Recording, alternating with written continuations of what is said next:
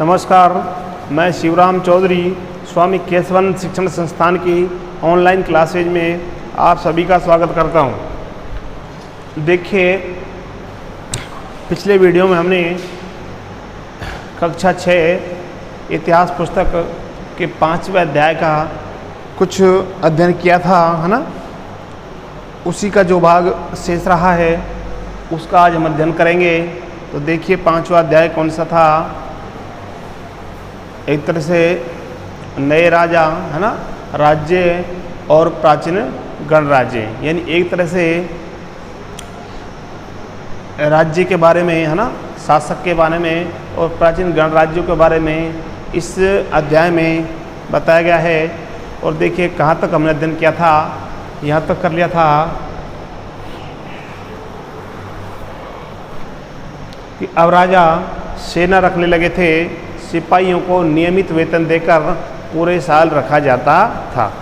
यानी बताया गया है कि अब जो शासक थे या राजा थे वो क्या करते थे, सेना रखने लगे, यानी एक तरह से अपनी स्वयं की स्थायी सेना का उन्होंने गठन किया। ठीक है, सिपाहियों को नियमित वेतन देकर, यानी नियमित यानी रोजाना, एक तरह से देखिए आप उसको मासिक बोल सकते हैं, वेतन तनख्वाह दे करके पूरे साल रखा जाता था। यानी उनको 12 महीने एक तरह से नौकर के रूप में रखा जाता था। ठीक है, इससे पहले ऐसा कोई नहीं था, क्योंकि जब शासक को या राजा को सेना की आवश्यकता होती थी तो वह तुरंत सेना इकट्ठी करता था, है ना।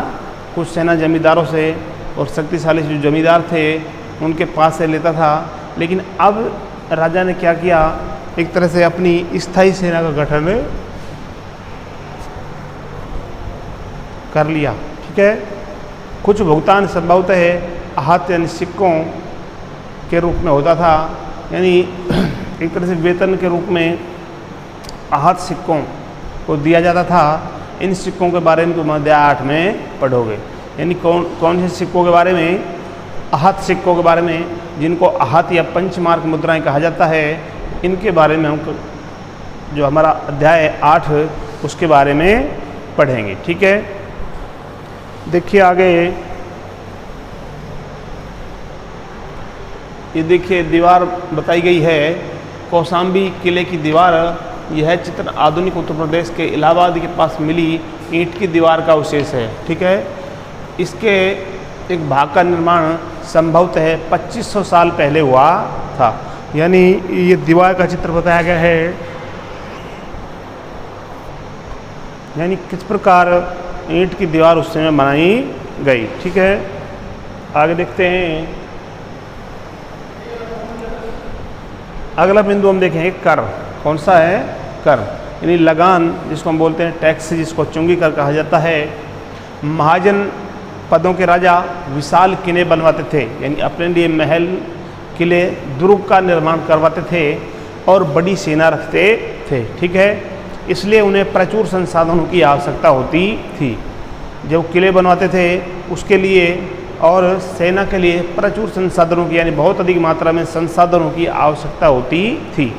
इसके लिए उन्हें कर्मचारियों की भी आवश्यकता होती थी, यानी इस कार्य के लिए, शासन कार्य को संचालित करने के लिए उन्हें बहुत सारे कर्मचारियों की भी आवश्यकता होती थी। ठीक है, अतः महाजन पदों के राजा लोगों द्वारा समय समय पर लाए गए उपहारों पर निर्भर न रहकर अब नियमित रूप से कर वसूलने लगे।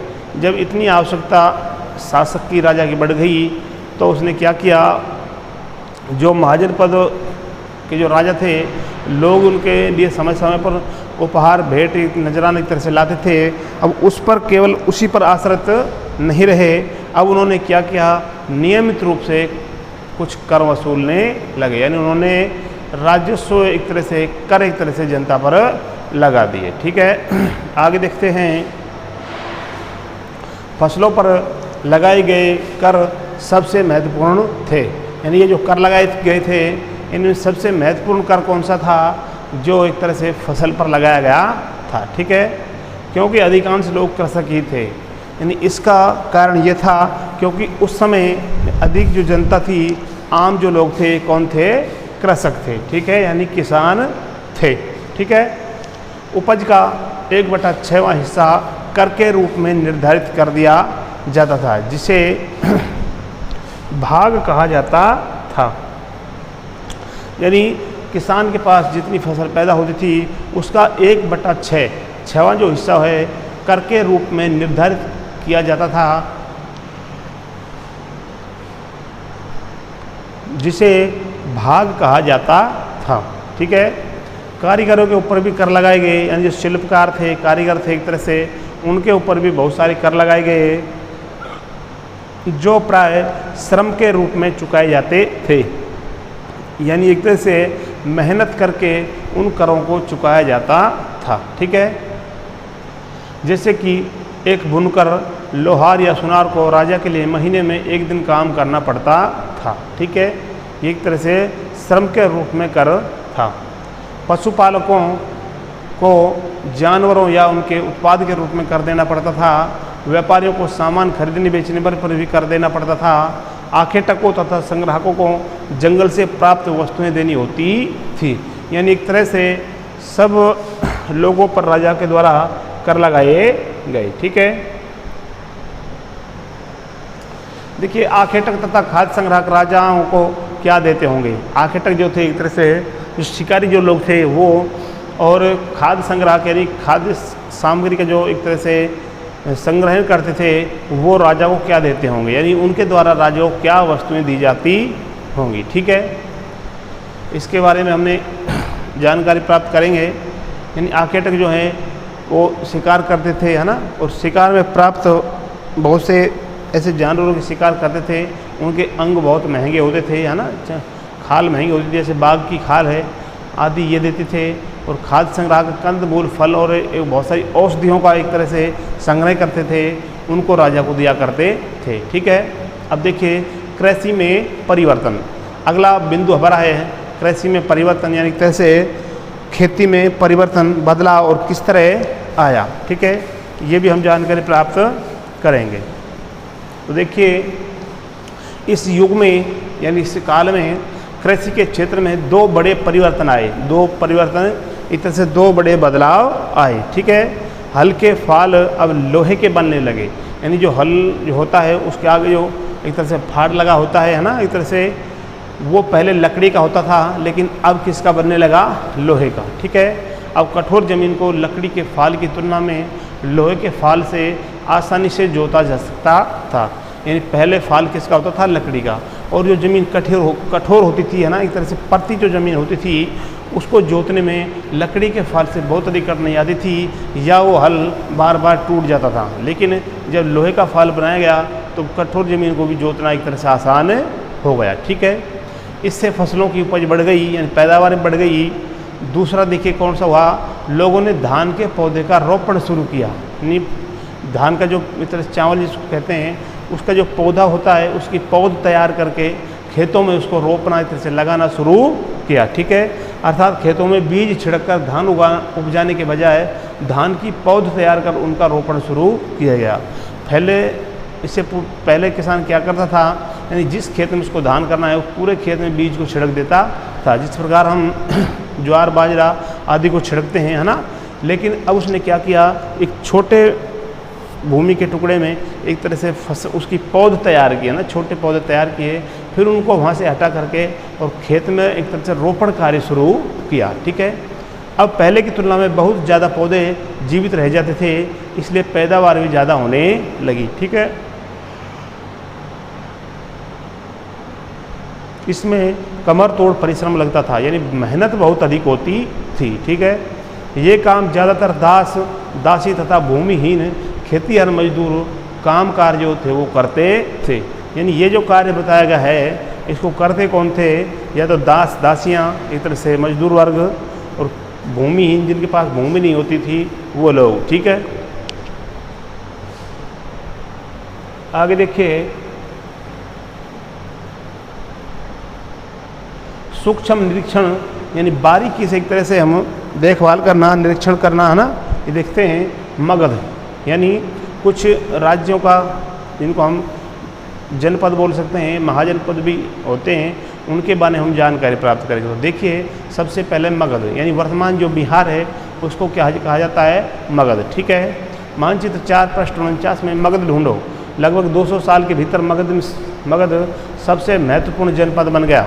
ठीक है, गंगा और सोन जैसी नदियाँ मगध से होकर बहती थी, यानी इस क्षेत्र में से 2 नदियाँ बहती थी, गंगा और सोन। ठीक है, देखिए यातायात, जल वितरण और ज़मीन को उपजाऊ बनाने के लिए महत्वपूर्ण थी। ये जो नदियाँ थी इनका वहाँ पर बहुत योगदान था। देखिए यातायात में, जल वितरण में और ज़मीन को उपजाऊ बनाने के लिए, क्योंकि इनके द्वारा जो मिट्टी बहाकर लाई जाती थी वो बहुत उपजाऊ होती थी। मगध का एक हिस्सा जंगलों से भरा था, यानी इस क्षेत्र में एक ऐसा क्षेत्र भी था, एक हिस्सा था जहाँ पर बहुत अधिक मात्रा में जंगल थे, वन थे। ठीक है, इन जंगलों में रहने वाले हाथियों को पकड़कर उन्हें प्रशिक्षित कर सेना के काम लगाया जाता था। यानी इन जंगलों में हाथी मिलते थे और उनको पकड़ करके उनको प्रशिक्षित करके एक तरह से उनको ट्रेनिंग दे करके तैयार किया जाता था और सेना के लिए काम लिया जाता था। ठीक है, यही नहीं, जंगलों से घर, गाड़ियाँ तथा रथ बनाने के लिए लकड़ी मिलती थी। इसके अलावा इस क्षेत्र में लोह अयस्क की खदानें हैं, यानी यहाँ एक तरह से कच्चा लोहा भी हमको प्राप्त हुआ।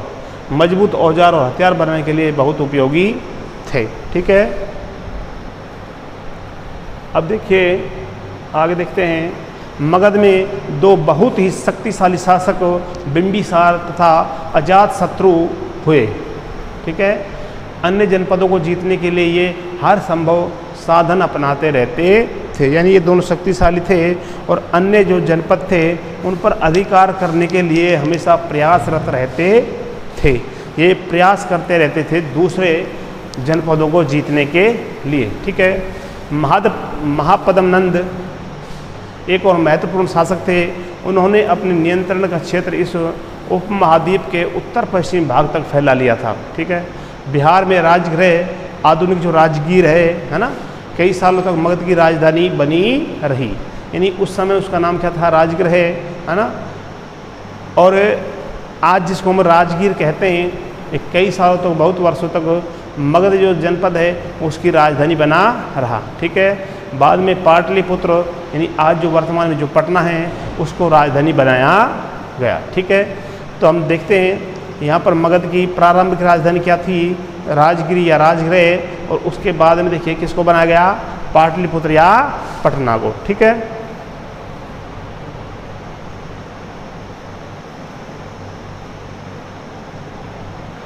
तेईस 2300 साल पहले की बात है, यानी कब की, करीब 2300 वर्ष पहले की बात है।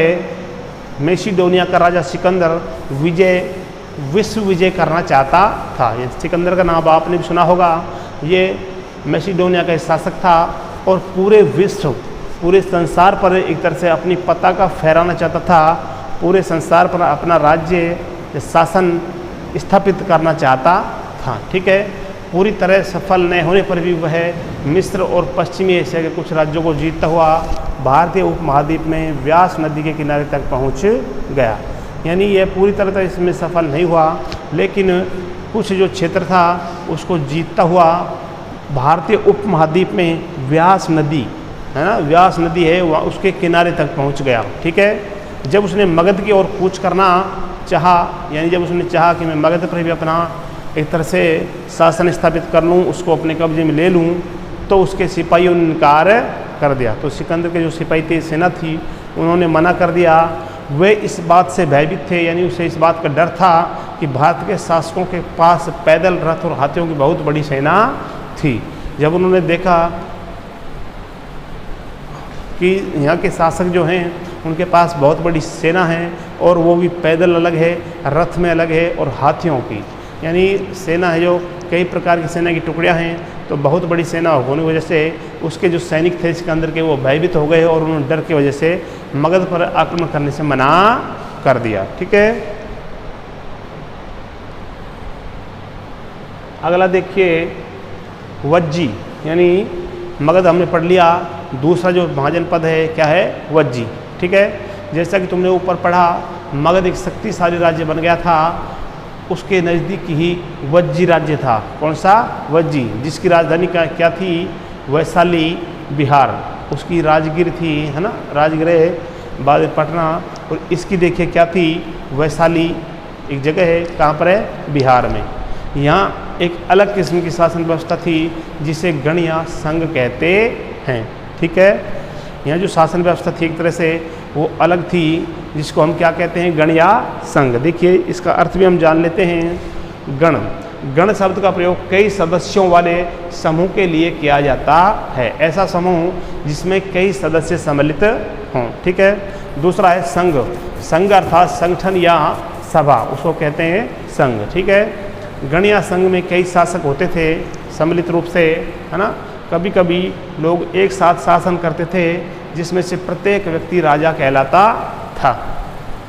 ये सभी राजा विभिन्न अनुष्ठानों को एक साथ संपन्न करते थे। सभाओं में बैठकर बातचीत, बहस और वाद विवाद के जरिए तय करते थे कि क्या करना है और किस तरह करना है। शत्रुओं के आक्रमण से निपटने के लिए वे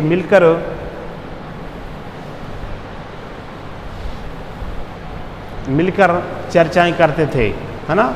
स्त्रियां, दास तथा काम कार्य होते थे इन सभाओं में हिस्सा नहीं लेते थे। यानी गणराज्यों में ये जो सभाएं आयोजित होती थी शासकों की या राजाओं की, इनमें ये मिलकर के एक तरह से हर बात की चर्चा करते थे, है ना, वाद विवाद करते थे और निर्णय लेते थे। लेकिन ये जो चर्चाएं होती थी इनमें स्त्रियां, दास तथा काम कार्य होते थे, वो हिस्सा नहीं ले सकते थे। ठीक है। आगे देखिए, बुद्ध तथा महावीर, जिनके बारे में तुम अध्याय 6 में पढ़ोगे, यानी आगे जो हमारा नेक्स्ट अध्याय जो आ रहा है ना, उसमें हम पढ़ेंगे भगवान बुद्ध है और भगवान महावीर के बारे में। दोनों ही गण या संघ से संबंधित थे। यानी ये जो दोहे हैं एक तरह से ये दोनों किससे संबंधित थे? संघ या गण से। बौद्ध साहित्य में संघ के जीवन का बहुत ही सजीव वर्णन मिलता है। यानी बौद्ध धर्म का जो साहित्य है उसमें एक तरह से संघ का बहुत ही सुंदर जो वर्णन मिलता है। आगे देखते हैं, वज्जी संघ का यह वर्णन दीर्घ निकाय से लिया गया है। किससे? दीर्घ निकाय। दीर्घ निकाय एक प्रसिद्ध बौद्ध ग्रंथ है जिसमें बुद्ध के कई व्याख्यान दिए गए हैं। एक तरह से जो उनके द्वारा जो प्रवचन दिए गए थे उसका संग्रह किया गया है। इन्हें करीब 2300 साल पहले लिखा गया था। इनका जो समय है लिखने का वो कितना है? 2300 साल पहले। ठीक है। अजातशत्रु यानी अजातशत्रु और वज्जी संघ। अजातशत्रु वज्जी संघ पर आक्रमण करना चाहते थे। ठीक है। उन्होंने अपने मंत्री वत्सकार को बुद्ध के पास सलाह लेने के लिए भेज दिया। यानी जो अजातशत्रु जो थे एक तरह से वो क्या कर चाहते थे कि वज्जी जो संघ है ना, उस पर आक्रमण करना चाहते थे। किस पर? वज्जी संघ पर। ठीक है। और उन्होंने इस बात के लिए अपने मंत्री जो थे वत्सकार, उनको बुद्ध के पास सलाह के लिए, मशवरा लेने के लिए भेजा। बुद्ध ने उनसे पूछा कि क्या वज्जी सभाएं नियमित रूप से होती हैं। बुद्ध ने उनसे ये पूछा कि वज्जी जो संघ है उसमें जो सभाएं होती हैं, है ना, वो क्या नियमित रूप से होती हैं या नहीं। उनमें सभी सदस्य उपस्थित होते हैं। जब उन्हें पता चला कि ऐसा होता है, उन्होंने कहा कि वज्जी वासी तब तक उन्नति करते रहेंगे जब तक, यानी उन्होंने इस बात से ही निर्णय लगा लिया कि उनकी सभाएं एक तरह से नियमित होती हैं और उनमें सब भाग लेते हैं। तो उन्होंने इस बात से अंदाज़ा लगा करके उन्होंने क्या कहा कि वज्जी तब तक उन्नति करते रहेंगे, जो वज्जी के जो वासी हैं, जैसे वज्जी जो गणराज्य है, संघ है, तब तक उन्नति करता रहेगा। कब तक? वे पूर्ण और नियमित सभाएँ करते रहेंगे। जब तक वो सभाएँ अपनी हैं जो उनको नियमित करते रहेंगे, आपस में मिलजुल कर काम करते रहेंगे, पारंपरिक नियमों का पालन करते रहेंगे और बड़ों का सम्मान, समर्थन और उनकी बातों पर ध्यान देते रहेंगे। यानी एक तरह से उसने जो अजातशत्रु का जो एक तरह से मंत्री गया था उसको इस बात से समझाना चाहा कि आप वहाँ पर आक्रमण नहीं करें, क्योंकि वह कमज़ोर नहीं है और वो कमज़ोर तब तक नहीं हो सकता जब तक ये कार्य वहाँ पर नहीं होंगे। ठीक है। क्या कि अगर उनकी सभाएं नियमित नहीं रहेंगी, उनमें सभी मिलजुल कर भाग नहीं लेंगे, नियमों का पालन नहीं करेंगे, बड़ों की बातों पर ध्यान नहीं देंगे, तो आप वहाँ पर आक्रमण कर सकते हो और उसको जीत सकते हो। ठीक है। आगे देखिए, वज्जी महिलाओं के साथ जोर जबरदस्ती नहीं करेंगे और उन्हें बंधक नहीं बनाएंगे। शहरों तथा गाँव में चैत्यों का रखरखाव करेंगे। चैत्य जो बौद्ध होते हैं, इनके पूजा स्थल होते हैं। विभिन्न मतावलंबी संतों का सम्मान करेंगे और उनके आने जाने पर कोई रोक नहीं लगाएंगे। यानी ये नियम जब तक वो निभाते रहेंगे तब तक आप वहाँ पर उनको नहीं जीत सकते। ठीक है, आगे देखिए, कई शक्तिशाली राजा इन संघों को जीतना चाहते थे। यानी ये जो संघ थे, गणराज्य थे, एक तरह से इनको जीतना चाहते थे, इन पर विजय प्राप्त करना चाहते थे। ठीक है, इसके बावजूद उनका राज्य अब से लगभग 1500 साल पहले तक चलता रहा। उसके बाद गुप्त शासकों ने गण और संघ पर विजय प्राप्त कर, यानी इसके बाद जो गुप्त जो शासक आए हैं ना, समुद्रगुप्त है, उनके बारे में हम जानकारी प्राप्त करेंगे। इन जो गण और संघ थे, इन पर विजय प्राप्त करके उन्हें अपने राज्य में शामिल कर लिया। इनके बारे में तुम अध्याय 10 में पढ़ोगे, यानी अगला जो हमारा अध्याय आएगा 10वां, उसमें हम इस बात को पढ़ेंगे। तो देखिए, ये एक रूप से हमारा जो 5वां अध्याय संपूर्ण हुआ।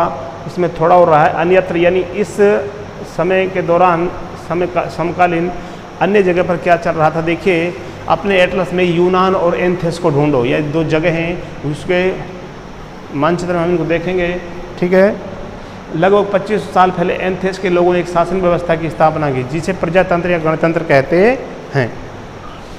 यह व्यवस्था लगभग 200 सालों तक चली। इसमें 30 साल से ऊपर के उन सभी पुरुषों को पूर्ण नागरिकता प्राप्त थी जो दास नहीं थे। ठीक है, वहाँ एक सभा थी जो महत्वपूर्ण विषयों पर निर्णय लेने के लिए साल भर में कम से कम 40 बार बुलाई जाती थी। एक तरह से जो सभाएं थी, एक तरह से वहाँ पर जो होती थी, एक वर्ष में कम से कम 40 बार होती थी। ठीक है, इस सभा में सभी नागरिक भाग ले सकते थे। यानी संघ में और वज्जी संघ वगैरह में हमने पढ़ा है कि वहाँ पर नियमित एक तरह से सभाएं होती थी। तो वही कार्य यहाँ पर देखो अपनाया जा रहा है और सभी नागरिक इसमें भाग लेते थे। शासन के कई पदों पर नियुक्तियाँ जो लॉटरियों द्वारा की जाती थी, यानी लॉटरी निकाली जाती थी, लक्की ड्रा जिसको बोलते हैं, उसके आधार पर नियुक्तियाँ की जाती थी, उनको नौकरी दी जाती थी, पदों पर बिठाया जाता था। सभी नागरिकों को सेना और नौसेना में अपनी सेवाएं देनी होती थी। औरतों को नागरिक का दर्जा नहीं मिलता था, यानी उनको एक तरह से नागरिक नहीं माना गया। ठीक है, व्यापारियों तथा शिल्पकारों के रूप में एंथेस में रहने और काम करने वाले बहुत से विदेशियों को भी नागरिक अधिकार नहीं मिलते थे। यानी बाहर के जो जाकर के अगर किसी काम से वहाँ गए हैं मजदूरी करने, तो उनको भी एक तरह से वहाँ का नागरिक जो अधिकार है वो नहीं प्राप्त होता था।